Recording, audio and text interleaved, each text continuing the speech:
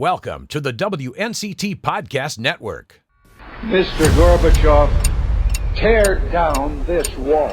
It is a crisis that strikes at the very heart and soul and spirit of our national will. People have got to know whether or not their president's a crook. Well, I'm not a crook. And so, my fellow Americans, ask not what your country can do for you.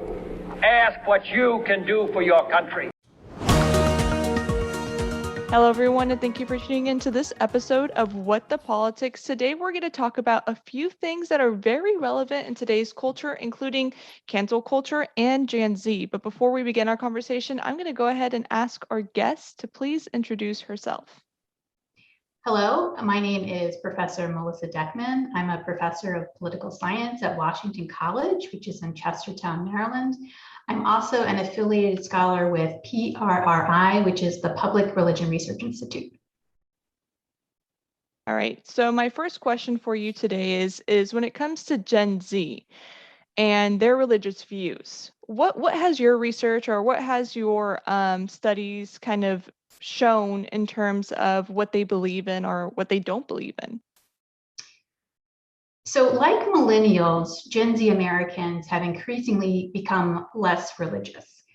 So currently, I found in some surveys that I've collected and also some survey data collected by Public Religion Research Institute, which, by the way, is a terrific resource. So if folks want to actually go and look at some data themselves, they can go and do that or download the data there.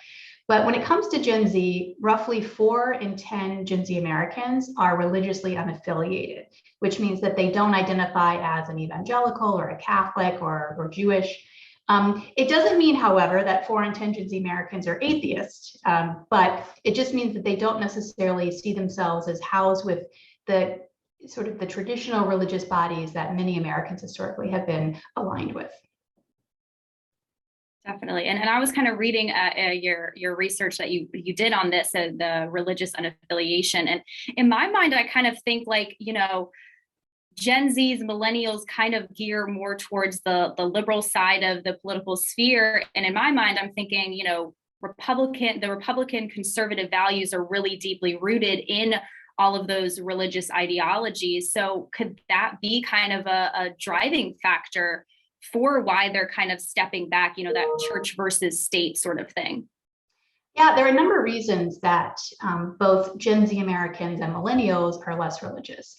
One is that you have a generation of millennials and Gen Z Americans who have parents that are less religious. So if you look at the sociology of religion over time, it's not uncommon for young Americans to sort of not go to churches often or leave their synagogues because they're moving, they're not rooted in communities. But traditionally, what's always happened is that those folks tend to get married and they want to raise their kids in the tradition that they grew up in. And that's happening less. So that's one factor. A lot of times people who are religiously unaffiliated marry other people who aren't particularly religious. And so that sort of mechanism of bringing folks back into church or bringing folks back into the religious tradition is less, I think, salient today. But that's certainly not the only reason we're seeing, I think, more younger Americans be less religious. Part of it is that infusion of religion in politics. For many Gen Z Americans, they tend to affiliate religion with Republicanism. And so as my data have shown, Gen Z Americans tend to lean more to the political left than the right. So that's part of what's going on, the infusion of too much religion in politics from the perspective of some Gen Z Americans. And finally, I would say for many Gen Z Americans, they're very open to the rights of LGBTQ Americans. And so a lot of conservative religious traditions, not all, but a lot of them tend to be against the expansion of the rights for those Americans. And so that sort of mentality, I think, has made religion off-putting for some Gen Z Americans. So it's really a variety of factors that are at play here. I'm curious to know, and I want your intake on our perspective on kind of like this idea that we might see political candidates not run on religious views in the future because the generation that's going to be voting and the upcoming generations aren't as interested in hearing one nation under God as more like everyone has equal rights to healthcare and love who they love and all that kind of stuff. Mm-hmm. I think you're seeing it already to some extent, right? That you see, I think, candidates who are Democratic tend not to talk about religion as much. I mean, even, a couple decades ago, it was very common for Democratic candidates to talk a lot about their own faith traditions. Bill Clinton did that. Barack Obama talked a lot about that as well. And I think as you have more unaffiliated younger Americans coming up, if a significant portion of those folks believe that religion is linked to anti-gay views, I think it makes sense for some candidates to say, look, I want to try to be inclusive, so I'm not going to necessarily talk about those ideas. We of course have this larger narrative of the notion of what we often call civil religion. So this idea that America is a religious country, but we're also one that accepts all religions. And so that's, I think, ingrained in our history. I don't think it's going to go away anytime soon, but certainly among younger Americans, I think the salience of religion for them is just not the same as it was, say, 3, 4, or 5 decades ago. Got to unmute myself here. I want to move into kind of, the activism aspect of these, the Gen Z generation. Me and Victoria, I think, spoke in our last podcast even about how, it seems like this generation, really their idea of political participation is activism, going out and protesting things they don't believe in, or doing these marches and things like that. So what kind of thoughts do you have on why that's their center of focus? Yeah, so I think one of the things I've uncovered in doing this larger project over the past couple of years with Gen Z Americans and their politics is that, Gen Z Americans primarily are motivated by a couple of issues. One is climate change activism. Another is racial justice, as we've seen in the past year after the Floyd killing. And then also preventing gun violence. Now, not all Gen Z Americans are liberal in those positions, right? There's definitely a variety of opinions, but I think the political momentum is really on the left when it comes to activism among Gen Z Americans. And actually, I think what's helped Gen Z Americans in terms of participating in climate strikes or racial justice march, Black Lives Matter movement, the Women's March, right, that we saw after the election of Donald Trump, is social media. It seems kind of like, well, aren't they just online? Well, they are online. They're using social media in a lot of ways, but they're also using social media to organize effectively. And so I think a lot of Gen Z Americans who are politically active are very savvy about how they use social media, but they also use it as a way to help inspire people to do face-to-face politics in addition to just being on Twitter or being on Instagram or TikTok. So there's kind of a marriage of those two things happening among Gen Z today a lot in American politics, I think. When it comes to one candidate who is now an elected official that people seem to say used social media really well is Alexandria Ocasio-Cortez. And we definitely see that she does these like Instagram videos where she's like cooking in her kitchen and she's talking about, healthcare and all that kind of stuff. And kind of just like erasing that barrier of being on a political stage and more being real with the audience. And even her background, she had some background in terms of politics. She was involved in several organizations that helped her do more grassroots movements. Do you see that being like staying, like candidates connecting with their audience, not through a political stage or this kind of like where it's set up to be like a political convention, but more just through social media? And do you see issues with that kind of connection? Yeah, it's funny that you mentioned AOC. So my book that I'm writing is really about Gen Z women in particular, because my data are finding that Gen Z women are more engaged in politics than Gen Z men overall. And among progressive activists that I've interviewed, at least, her name comes up repeatedly because they find her to be a very inspiring figure for a lot of the reasons that you mentioned.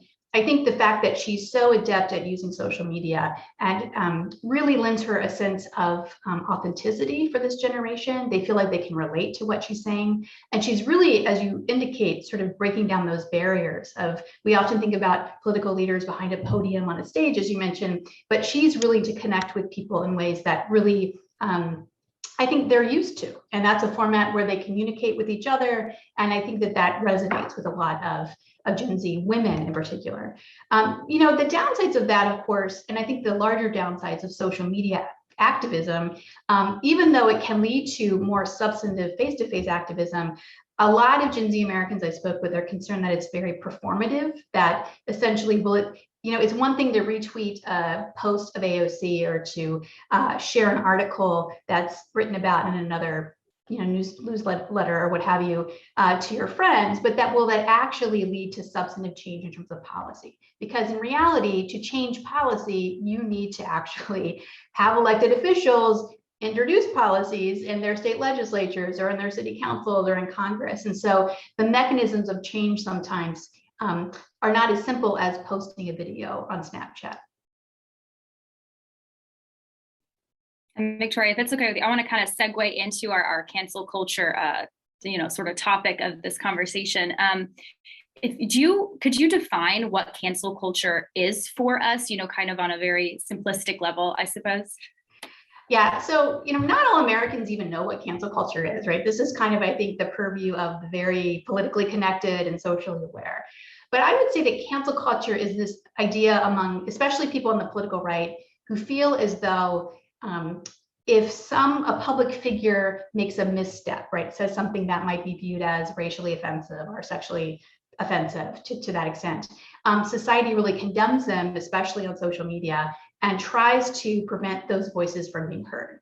I think many conservatives on college campuses would say that it goes further in the sense that there's a lot of pressure to not allow conservative voices to be heard on campus, whether that means protesting and culture coming to your college campus, or even I think for some conservatives, and I interviewed conservatives for my book as well, I think there's a sense that they feel that their viewpoints are not accepted. And so there's almost a self-censoring as well. So I think all of those things kind of together embody what cancel culture is.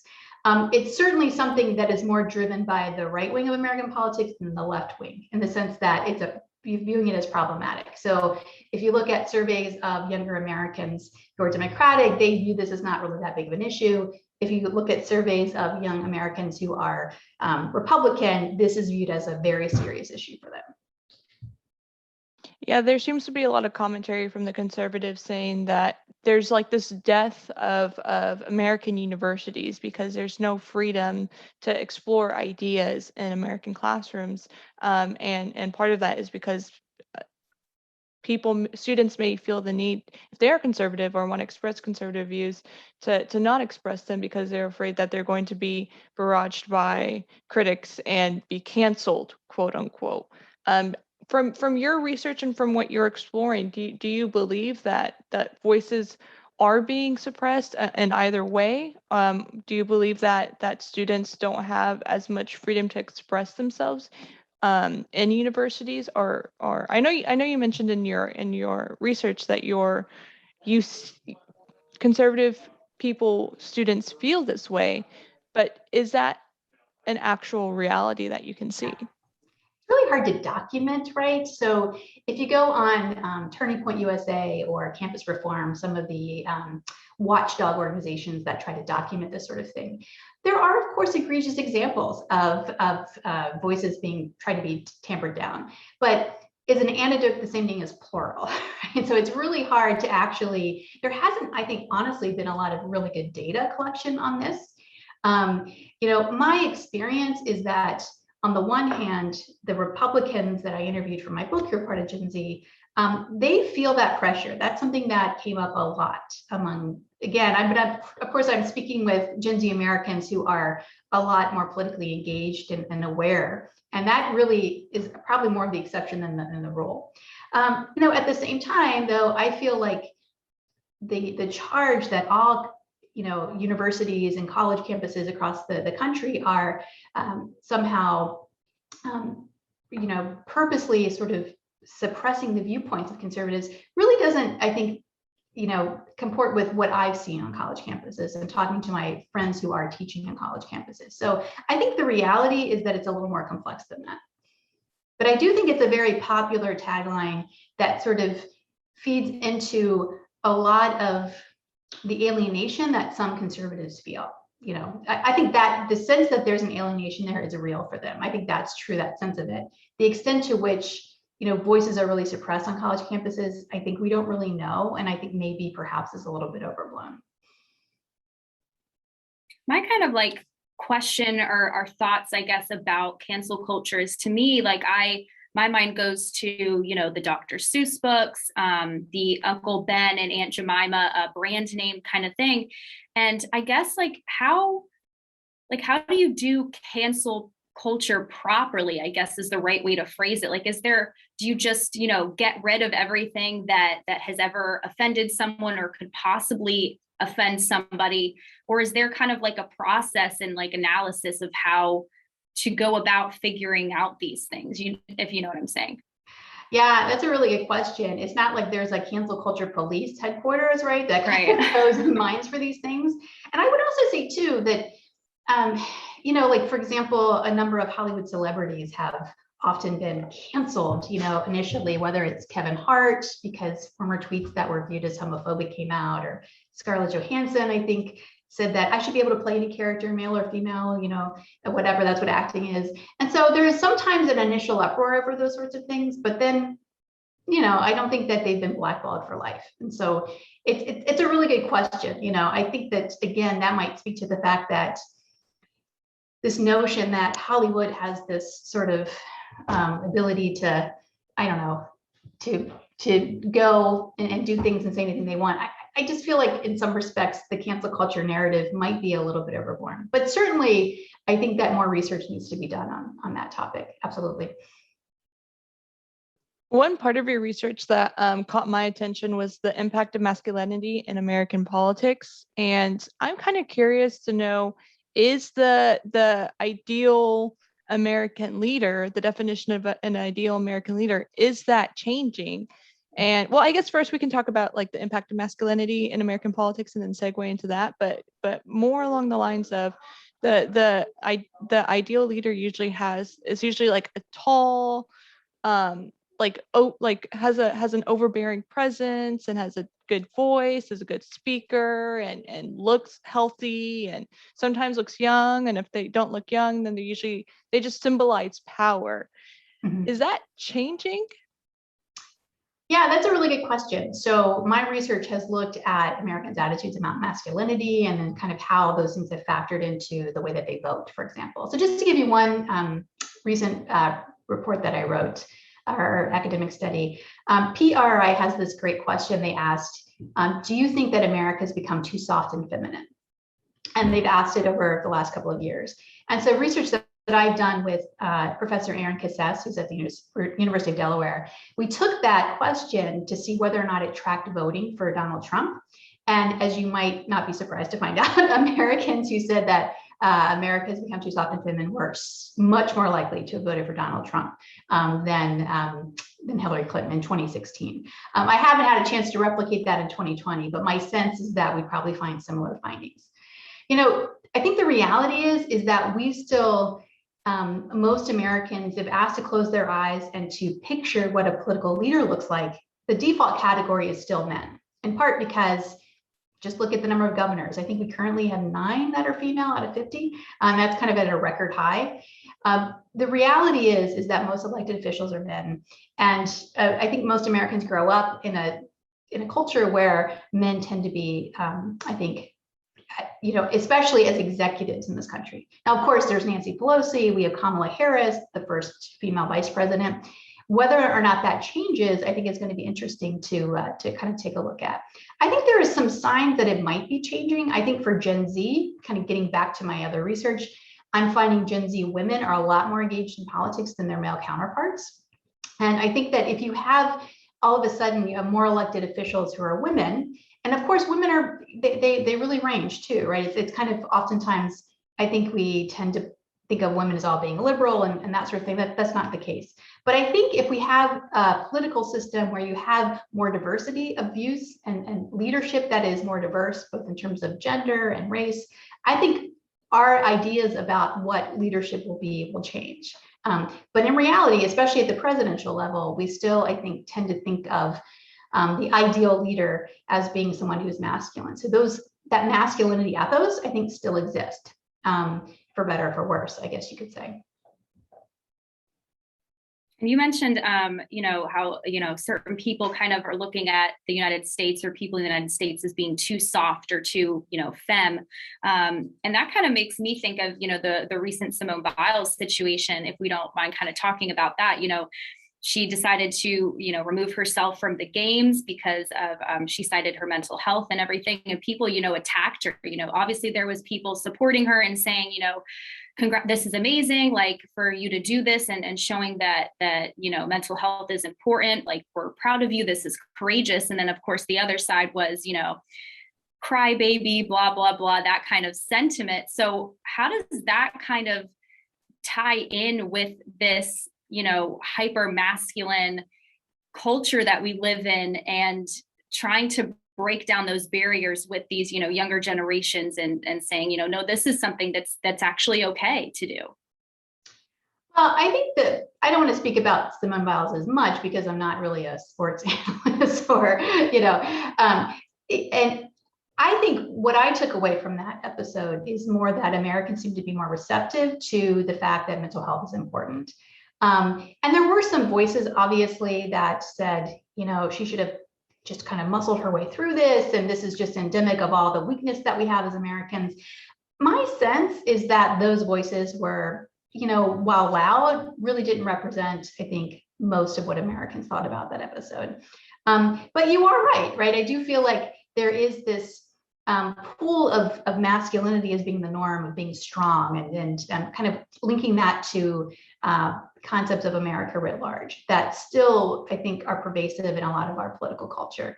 And I do think too, part of it stems from what narrative political candidates are also, in fact, talking about. So if you look at how Donald Trump has run his campaigns for president, both in 2016 successfully, 2020 not so successfully, there is this idea that he doubles and triples down on being tough and strong, and that appeals to some voters, absolutely, in American politics. But you didn't get the same sense, I felt, that those themes were really present when, for example, Barack Obama ran against Mitt Romney, or Barack Obama ran against John McCain. And so I think that part of the extent to which masculinity plays into politics is the extent to which you have candidates that are basically using those issues as campaign platforms. And I think Trump is sort of an extreme example, almost kind of retro back to, a much earlier time.